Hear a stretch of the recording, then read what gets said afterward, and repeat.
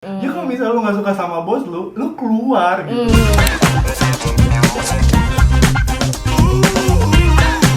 Tapi karir pet lo mentok, ya itu pertimbangan lu yang kedua buat lo mutusin untuk cabut. Jujur banget aku itu orang yang tidak peduli akan jabatan, tapi duit.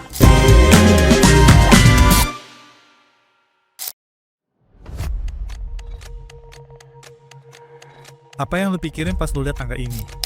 Angka pengangguran, angsuran bulanan, utang yang kudu lu bayar, gaji lu yang gitu-gitu aja, atau saldo dari rekening lu yang nggak bisa lu tarik juga di ATM?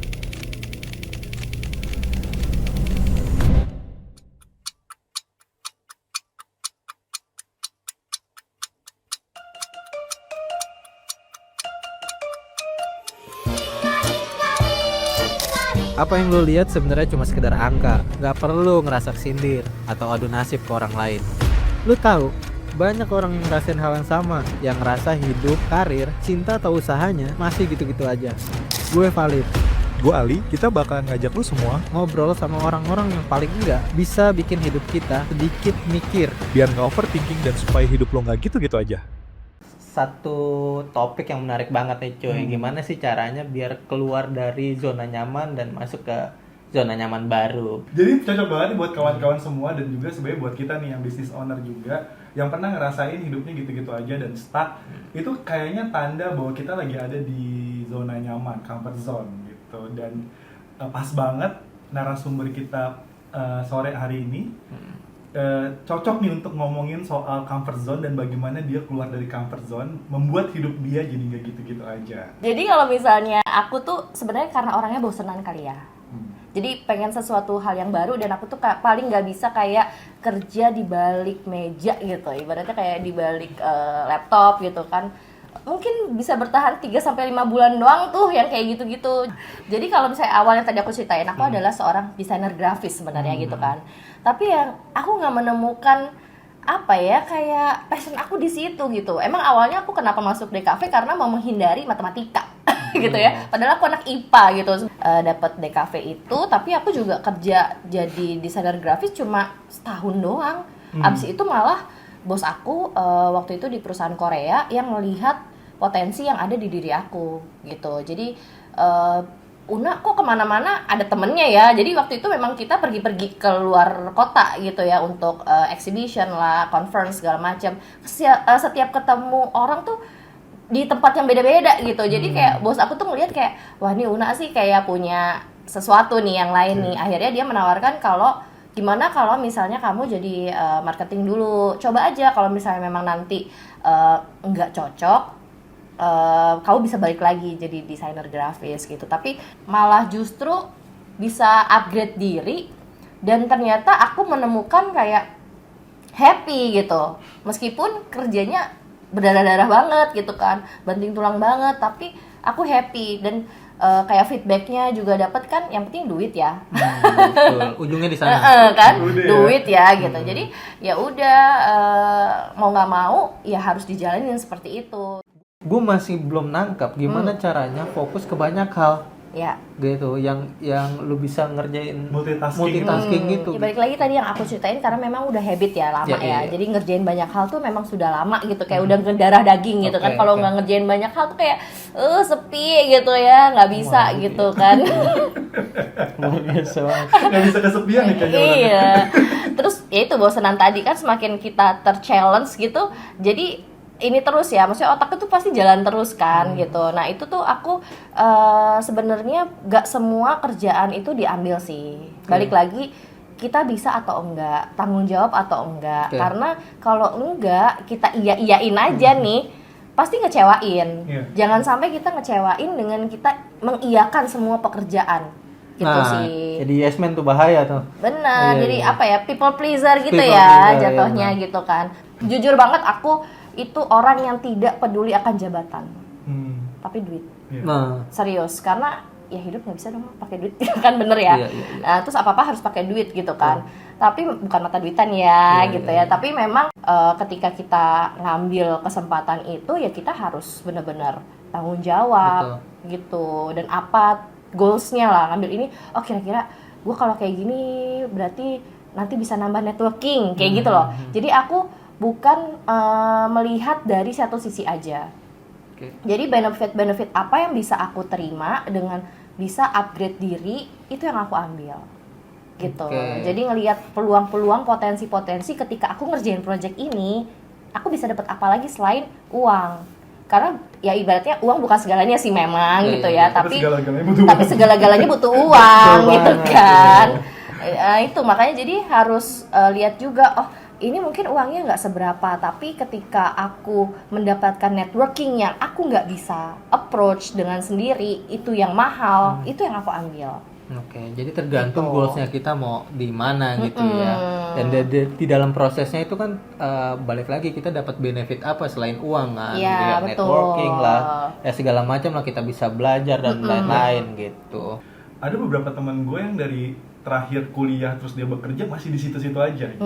Itu menurut lo gimana Kak? Maksudnya apakah kita bisa bilang dia memang di situ-situ aja dan gitu-gitu aja dan nggak grow atau gimana? Atau sebenarnya lebih bisa dinilai karena dia orangnya sangat punya nilai loyalty yang tinggi dibandingkan kita. Gila. Luar biasa loh. Lebih nggak punya tujuan hidup sih. Udah sini aja udah sampai pensiun. Ada loh yang kayak gitu kan? Ada. Berarti ada kan? Banyak banget, apalagi aku sempat di perusahaan besar yang dimana kalau atasan-atasan aku tuh yang udah 15 tahun, 20 tahun, udah di situ aja gitu kan. Cuma kan mereka juga stuck mungkin karena umur ya, kayak mau cari kerjaan lain tuh gimana, mungkin nggak bisa, atau kesempatannya sedikit, atau kalah saing juga kan, apalagi sekarang gitu kan. Makanya gimana caranya kita bisa saingan sama yang lain ya, harus punya value lebih dong kayak gitu kan. Ya memang banyak banget kok yang orang mikir udahlah gue di sini aja lah gitu, udah enak kok ini gitu. Ya balik lagi sih ke diri sendiri, balik lagi ke mimpi tadi Ya, gitu. Balik lagi pilihan masing-masing ya. Benar, pilihan masing-masing. hidup itu. Pilihan hidup. Gak ada salahnya juga jadi budak korporat. Nggak ada ya. salahnya. Nggak ada Nggak salahnya. ada salahnya. Karena mungkin udah cukup kan. Udah cukup. Ah, Yang penting kalau kan aku udah cukup. kan dia udah merasa sukses ya nggak ada salahnya juga. Iya, gitu. udah Iya. cukup. Gue udah cukup lah gini aja gitu. Iya. Yang salah adalah kalau jadi budak korporat itu, dia udah kerja di sana, terus dia ngerasa hidup dia gitu-gitu aja, terus dia nggak mau pindah, terus dia komplain dengan pekerjaannya. Itu yang Betul, masalah dong. iya. Tapi kalau dia loyal, dia happy dengan pekerjaannya, dia nggak apa-apa lah gue di sini dan gue Iya. juga malas membuka diri dengan lingkungan baru, ya nggak masalah dan lu cukup. Tapi kan Betul. banyak banget yang gue jadi budak korporat, komplain ngomongin bos gua gitu kan. Gua setiap banget lagi hari. dulu. Iya, tapi nggak mau keluar dari situ gitu kan. Lu pernah kayak gitu gak Kak? Pada situasi di suatu perusahaan denger itu, atau mungkin lu pernah juga ngerasain kayak gitu, ngomongin bos lu, ngomongin kerjaan lu, tapi gue bentok, gue nggak bisa keluar nih soalnya gue banyak cicilan, gue harus bayar ini bayar itu gitu. Anjir, lu nyindir gue ya? Kampret juga. Oh, pernah ngalamin gitu ya Pak? Pernah dong. Itu namanya realistis. Iya. Bener, itu benar. Kita kan semua orang punya kebutuhan ya, Iya, ya kan. iya, Maksudnya benar. punya pribadi buat apa sih kita kerja, banyaklah tuntutan hidup lah ceritanya Iya. ya kan, tuntutan hidup apalagi di Jakarta gitu. Ya udah, memang ada di kala begitu gitu. Pasti banyak orang juga seperti itu gitu kan. Tapi balik lagi kan, ya aku sangat mencintai pekerjaan aku lah gitu kan. Jadi ya apapun tantangannya ya harus dihadapi. Tapi gimana caranya? Mungkin kita itu balik lagi, aku pengen naik kelas lagi nih gitu. Kalau dibilang tuh mentor aku bilang kayak, "Nak, kolam lu udah kekecilan. Lu Nah, butuh iya. kolam yang lebih besar." Nah, itu orang yang lihat. Aku sih kebanyakan orang yang lihat ya gitu, tapi ya udah, itu kalau misalnya baik buat kita ya aku pikirin gitu kan. Kalau misalnya memang aku bisa dan aku kira-kira mampu, peluangnya ada, ya why not? Iya. Gitu kan. Jadi ya memang harus upgrade lagi, dan alhamdulillahnya selalu aku kerjain ya selalu dapet yang lebih bagus lah ibaratnya, untuk upgrade diri ya, untuk upgrade diri kayak gitu sih. Iya, Bukannya aku tidak suka sama bosnya, perusahaannya atau apa gitu, tapi lebih balik ke kitanya sendiri Betul. nih. Itu pentingnya Oke. buat upgrade diri, buat terus belajar ya kan. Yes. Cari yang baru, gali lagi potensi diri ya kan. Gue tuh nggak pernah ada cerita tentang gue ngomongin bos gue ke temen gitu. Karena gini, karena Disindir lu. Iya. Biar pada tercerahkan ya. Ini kode-kode mengudara ya, sebenarnya ya. Banyak kode loh ini.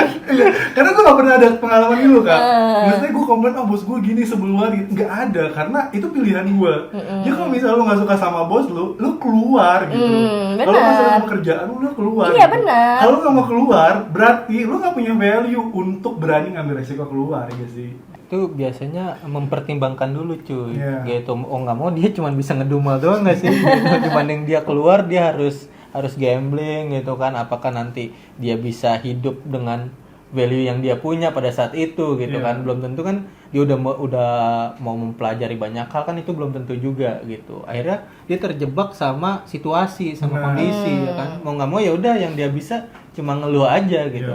Kalau misalnya di pengalaman gue, teman-teman gue kayak terjebak aja, aduh gue ada cicilan lagi, ada tanggung jawab yang harus gue selesaikan, keluarga dan segala macam.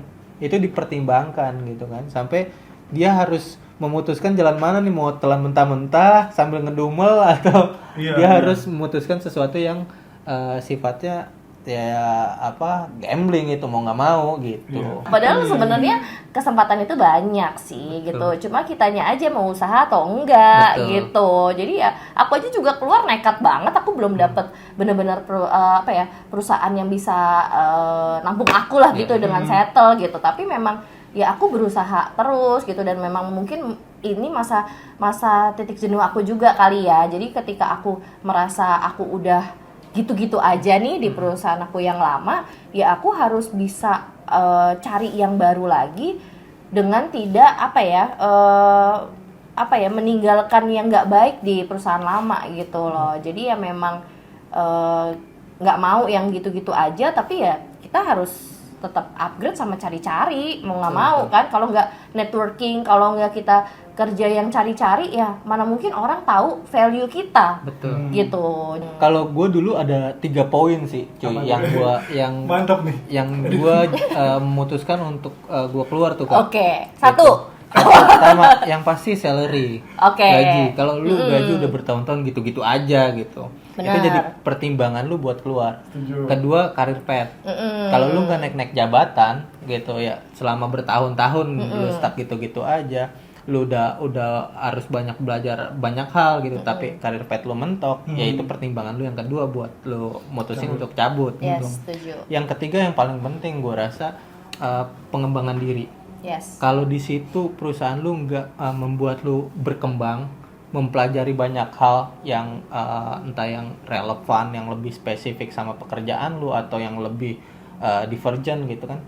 Nah itu jadi pertimbangan lu yang paling krusial menurut gua. Kalau lu, karena lu harus berkembang dimanapun lu berada, walaupun lu jadi karyawan, walaupun lu nanti memutuskan sebagai profesional atau sebagai entrepreneur gitu. Inti yang paling utama itu poin ketiga kak, gitu, pengembangan diri gitu. Kalau di lingkungan lu nggak support buat pengembangan diri, ya udah itu putusin cabut gitu. Kalau menurut gue 1-2 itu buat pertimbangan tambahan. Tapi yang paling krusial itu pengembangan diri. Kalau nggak ada pengembangan diri ya udah selesai lo gitu. Mau lu taruh dimanapun lu akan gitu-gitu aja. Gitu. That's why perlu banget buat ngembangin diri itu kita juga punya circle yang mendesak kita untuk mengembangkan diri. Betul. Apa tuh cuy namanya? Nggak gitu-gitu aja. Gue yakin lu pada mageran kan dengerin podcast ini dari awal sampai akhir. Tapi tenang aja, ini gue akan kasih rangkuman biar obrolan kita itu bisa jadi bahan di tongkrongan lo. Biar lo tuh ngomongnya nggak gitu-gitu aja gitu. Iya, biar sedikit lebih berfaedah. Jadi kata-kata hari ini apa, Cuk?